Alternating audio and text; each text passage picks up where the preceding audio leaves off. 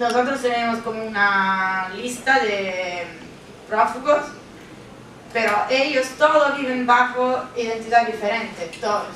También en México atraparon hasta como creo un mes un hombre de Camorra, que es la de Nápoli, y vivía, no hay prueba que hacía narcotráfico, solo tenía un restaurante, pero vivía bajo otra identidad, claro.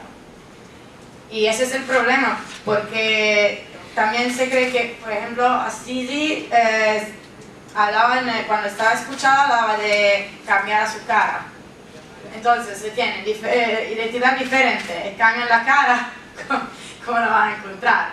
Si hay whistleblowers, si hay fuentes que te van a decir, miren, ese es Assisi, bien, pero no creo que va a pasar, ¿no?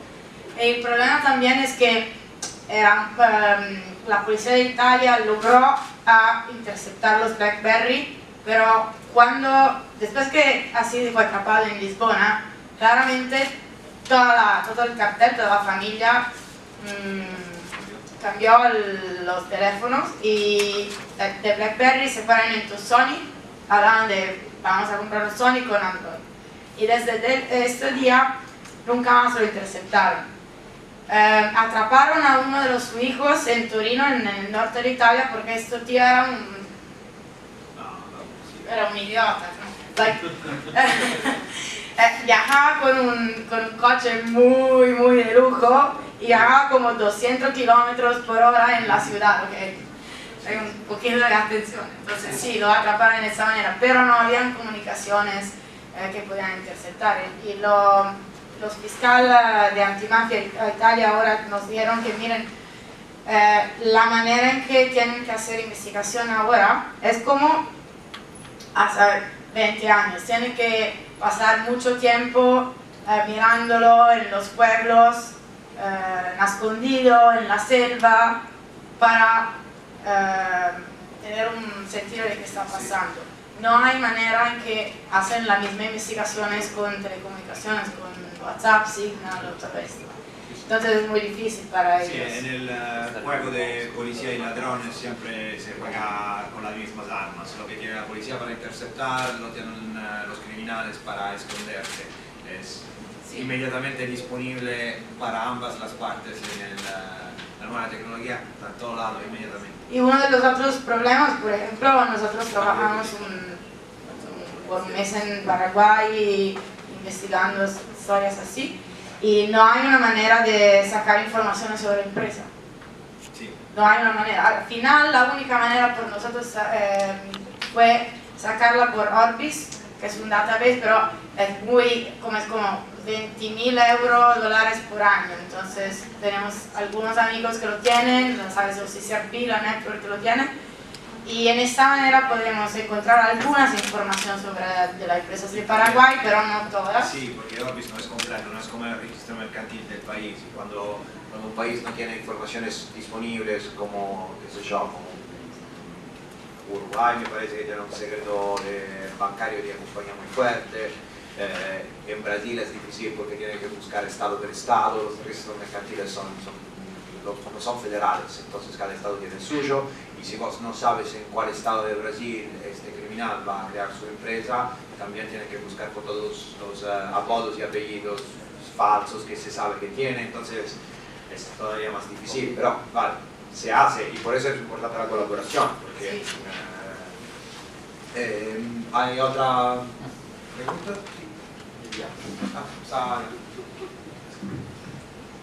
En el año 92 asesinaron a Giovanni Falcone, que era juez antimafia. Y, ¿qué datos tenían ustedes? ¿Él estaba investigando a la Cosa Nostra?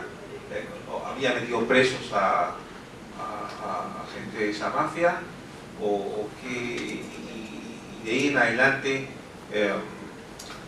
¿cómo está la justicia italiana con respecto a estos narcos o mafias? Entonces, el asesinato de los jueces Falcone y Borsellino fue el mayor error que Cosa Nostra hizo en su historia. Fue el empezar eso junto a que terminó la plata pública y que llegaba a Sicilia para construir obras. Y la guerra al Estado con el asesinato de Falcone y Borsellino fue el empiezo del fin del gran poder de Cosa Nostra y el empiezo del crecimiento de los calabreses. Porque hasta cuando solo se concentraban en los negocios, todo estaba bien. Por la mafia tomar esta decisión fue difícil. Los calabreses dijeron, nosotros no lo vamos a hacer, estamos contra ellos. Pero los sicilianos hacían eso porque esos eran los años cuando se introdujo el así dicho 41 bis, que no es una ley, como un régimen de cárcel duro para los mafiosos. En Italia hay países en el mundo y uno de los problemas en las colaboraciones con otros países, cuando pedimos extradiciones de mafiosos de Italia, el problema es que muchos países de Europa consideran este régimen de cárcel por los jefes de mafia como lesivo de los derechos humanos. Entonces dicen, si te lo voy a extradar a Italia, vos vas a ponerlo en una condición de cárcel que para nosotros no es aceptable y entonces no te lo vamos a dar. Pero el 41 bis, por lo menos por lo que sabemos nosotros y por los reportes que se pueden leer, no es tan dañino en términos de torturas o qué sé yo. El único problema, que pero es un problema fuerte, es que van a cortar básicamente el 99% de cualquier contacto que la persona puede tener con el exterior. Le van a dar un compañero de celda, 1 hora de aire y no más. Y después no puedes hablar con nadie. Creo que alguien no tiene compañero de celda. Alguien tampoco tiene compañeros. Entonces, eso es claramente considerado lesivo de los derechos humanos, pero la introducción de ese tipo de régimen de cárcel era un riesgo verdadero, porque hasta el día que introdujeron eso, por los jefes de mafia, no era un problema ir a la cárcel. Había una, como también aquí, hay una comparticipación ideológica a la estructura criminal. Y vos sos listo y contento de ir en cárcel por tu organización criminal y siempre vas a ser el jefe.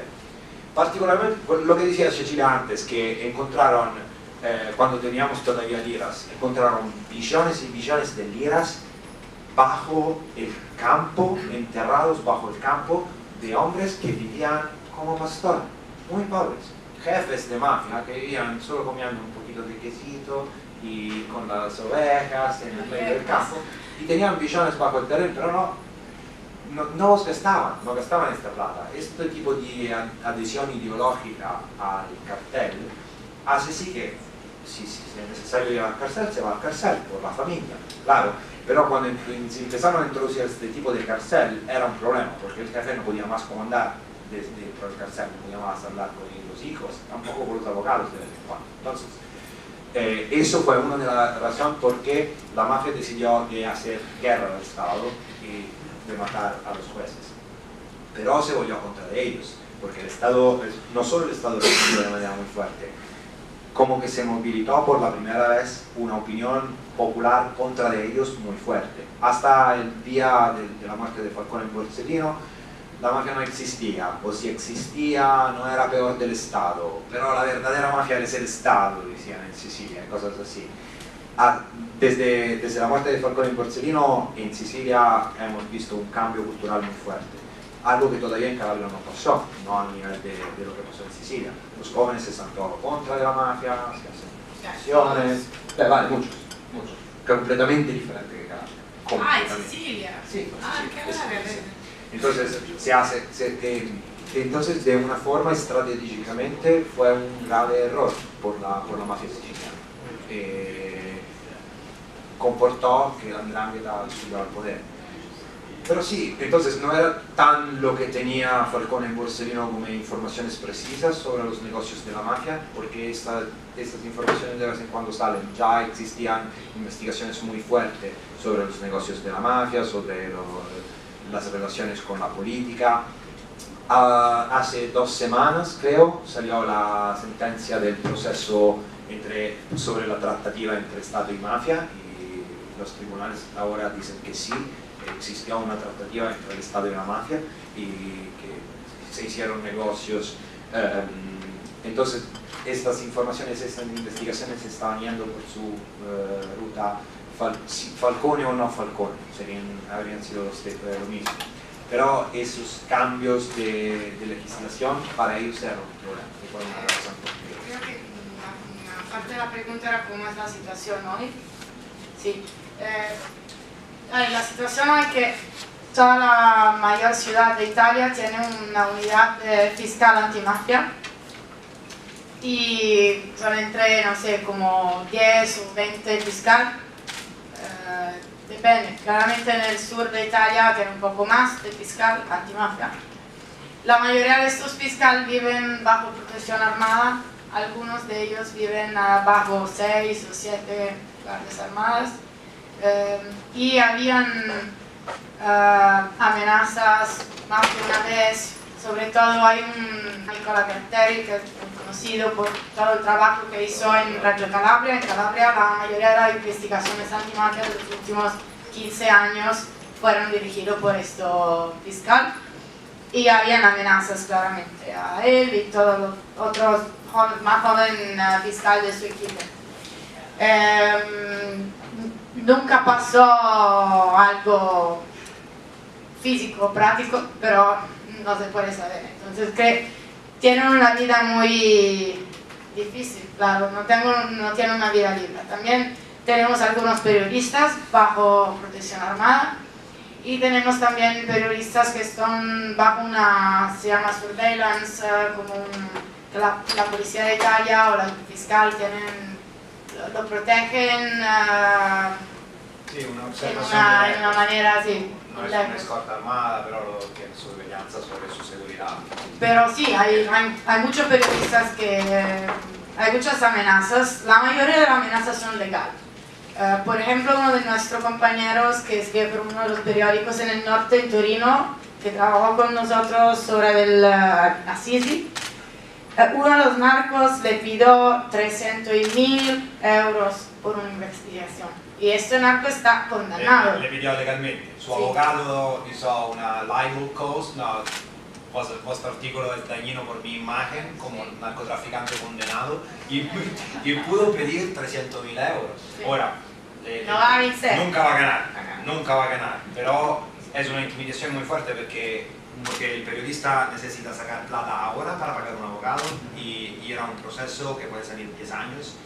Estás seguro que vas a ganar, pero cuando empiezas a tener 15, 20 procesos contemporáneamente de 15, 20 mafiosos diferentes, lo que pasa es que tu jefe, tu editor, te dice, bueno, párate, no escribir más de mafia. Y es una self-censorship, una autocensura, que es uno de los problemas más grandes que tenemos ahora. También si vos sabes muy bien que vas a ganar todas las causas en tribunal, pero te haces una por cada artículo que escribes. Y sí, un poco, una o tres. Y un poco es el tu editor que te dice, mira, yo estoy pagando el abogado más que vos, ¿no? Y entonces por razones aparentemente comerciales ¿cómo se dice? Censura de una forma. No se llama censura, claramente, entonces no hay una ley contra eso, porque es la economía de la empresa periódico, claro, entonces es como una ley de la física, no se puede ir contra esa.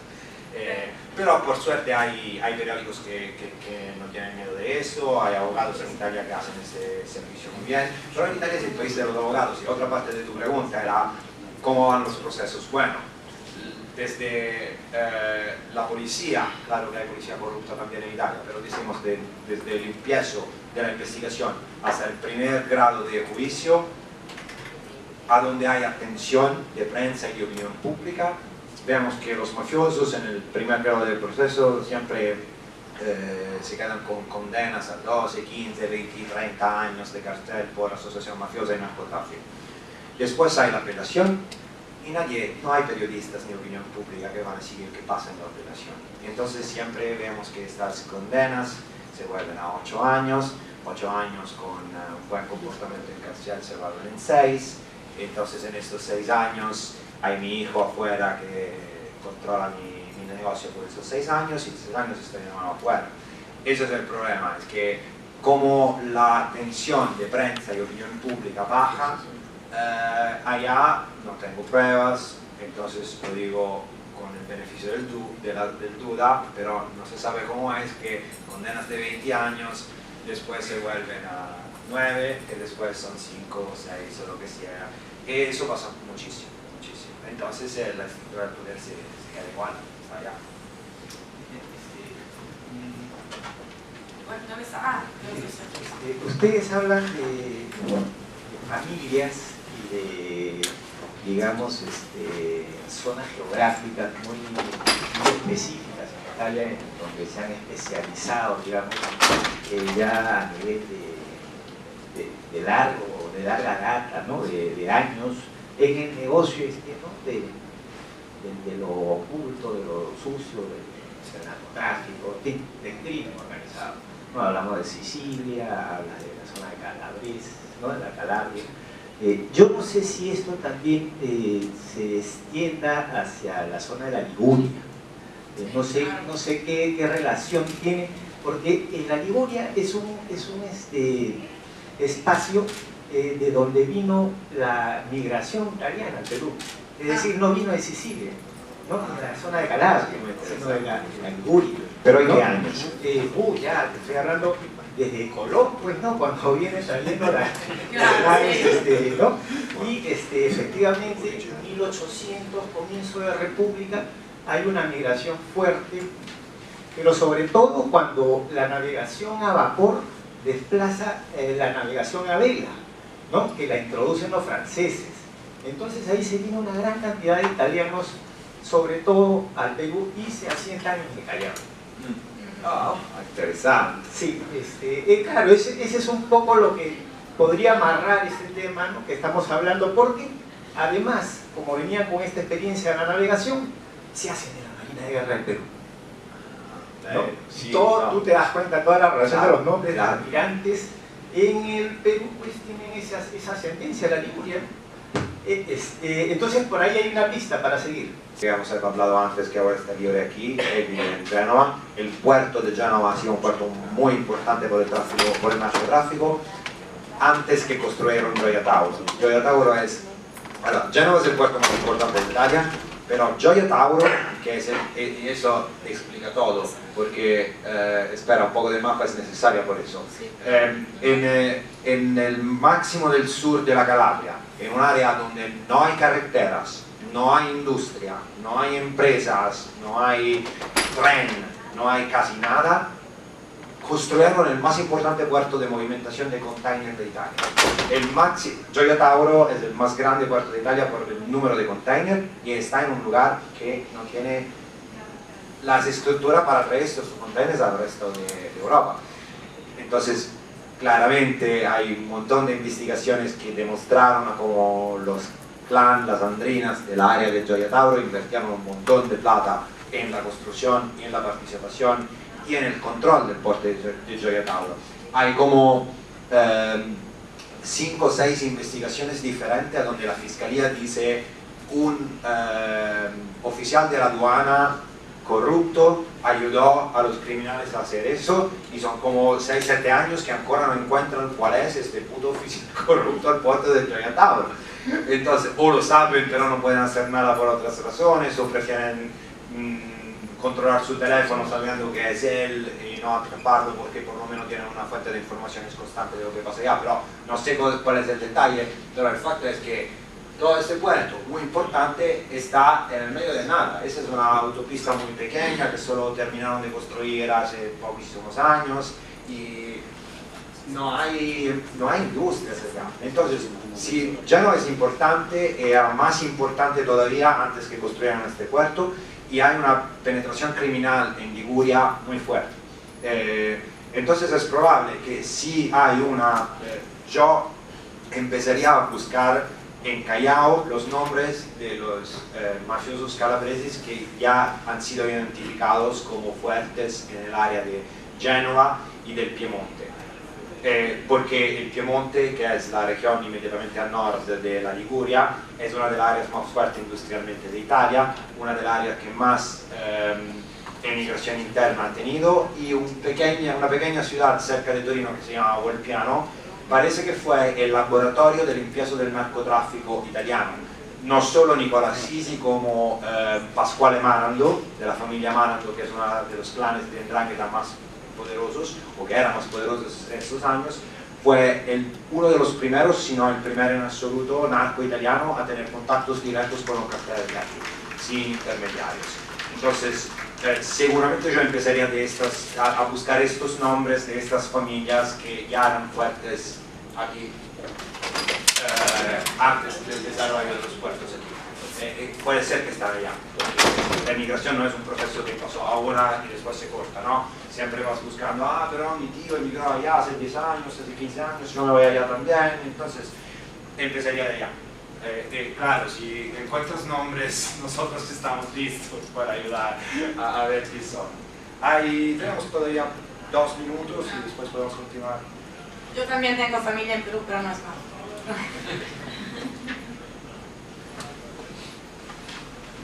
Sí, mira, tengo una pregunta. Yo estoy un poco metido en lo que es enriquecimiento ilícito y lavado de activos, ¿no?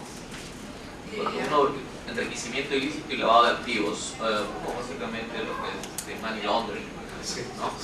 Entonces, uno de los indicadores que más se utilizan para determinar que una persona puede estar metida en uno de estas actividades delictivas es justamente lo que se conoce como los signos exteriores de riqueza, ¿no? Entonces, como usted bien dice, una persona que maneja 200 km por hora, un Porsche, por ejemplo, evidentemente llama la atención en un país donde hay pocos Porsche, ¿cierto? Es lógico. Y cuando ustedes empiezan a hablar de la Ndrangheta, me pongo a compararla, por ejemplo, con Boris Akhonin y con los rusos, ¿no? Y veo que, por lo menos, de los Santa, porque ustedes me dicen, ¿no?, que inclusive entierran el dinero. A mí como que me rompo un poquito los esquemas, porque yo, por ejemplo, cuando busco es quién disfruta del dinero, ¿no? ¿Quién lo disfruta? Porque, o sea, en la manera, por lo menos, como nosotros vemos acá, alguien hace dinero ¿para qué? Para disfrutarlo, pues. Si no, nadie lo hace para esconderlo, ¿no? Entonces, ustedes, por ejemplo, en Italia, me parece interesantísimo eso, porque para mí sería un nuevo indicador, ¿no? ¿Cómo hacen? El tema es, ok, ustedes me dicen, hay pastores que hemos encontrado dinero que lo tienen escondido, ¿no? Ese particular pastor que decía está condenado como ser el máximo cabo. Sí, pero lo han condenado probablemente porque descubrieron que no podía determinarse, no podía explicar de dónde viene el dinero. No, lo condenaron porque desde escuchando a los mafiosos descubrieron que los problemas entre familias más poderosas, si un jefe tenía una pelea con otro jefe muy importante, buscaban a este pastor para decidir quién tenía razón. Él era como una autoridad moral de máximo nivel, Domenico Pedisano. Entonces entendieron que él era el jefe de los jefes por el respeto que los otros jefes tributaban a él. Solo no tocaba droga, no tocaba nada, no tocaba un arma, no hacía nada de directamente criminal. Pero ahora... Otra vez, o sea, ahí tenemos una semejanza con los Boris Akhonin también, ¿no? Que tiene una persona que es la que decide, tiene la llaga y tiene todo eso, ¿no? Bueno, pero vuelvo a mi pregunta anterior. Entonces, ¿usan ustedes algún indicador que permita, por ejemplo, además, evidentemente, las escuchas telefónicas, ¿no? ¿A dónde va ese dinero? Porque, ok, ser el jefe y dedicarse toda una vida a hacer dinero y esconderlo, como que, bueno, a mí particularmente me llama la atención, ¿no? Ok, gracias. Sí, no, absolutamente. Es en continua evolución, entonces cambia muchísimo. Ellos disfrutan, Europa es muy affolada, relativamente pequeña y cada 30 kilómetros hay leyes diferentes. Particularmente hay un montón de países de Europa que son muy débiles como legislación contra el lavado de dinero. Y entonces normalmente ellos van a invertir legalmente su plata en países que no controlan bastante de dónde sale esta plata. El ejemplo más fuerte es Alemania. La razón principal por qué hacemos así tantas investigaciones entre mafia italiana y Alemania es porque Alemania no controla qué se hace con el dinero. Los italianos pudieron invertir en todo, pero invierten siempre detrás de este hierro, personas que están en lugares que ya están allá y que intentan también a tener negocios con la estructura del poder alemán. Ahora, en una última investigación en Cosa Nostra, que salió como hace 5 o 6 meses, al final Rincivillo, cuando era octubre, noviembre del año pasado, algo así. Ellos tenían un hombre, este jefe de mafia, Rincivillo, que trabajaba desde Roma, de mafia siciliana. Sus hermanos mayores de él y más poderosos que él como jefes están en la cárcel. Pero él decide de intentar construir una nueva generación. No, January es cuando publiqué, pero la operación es de un par de meses antes, octubre me parece. Pero él intentó construir una nueva generación de militantes del clan, una nueva generación del clan. Y se enamoró de este relativamente joven, tiene más o menos 40 años, italiano que estaba haciendo el emprendedor en Alemania. Cuando se conocieron, este jefe de mafia, el joven emprendedor en Alemania, fue amor como inmediato. Y este alemán, este italiano en Alemania, era particularmente interesante por el jefe porque conocía gente que trabajaba en Lidl y entonces había una manera de poner en contacto las empresas de pesca de los mafiosos con la grande distribución en Alemania. Y no sé si saben qué es el Lidl. Lidl es una cadena de supermercados muy grande en Europa, pero me parece que hay también fuera de Europa, ¿no? Okay, vale. Pero por ejemplo, y entonces estos tipos de contactos eran particularmente importantes para él. Y lo más importante de todo es que este emprendedor italiano es amigo de un abogado alemán que está en la masonería alemana. Entonces, en estas estructuras la plata va a multiplicarse, a producir poder más que riqueza, que no se va a gastar directamente en la vida buena del jefe de mafia.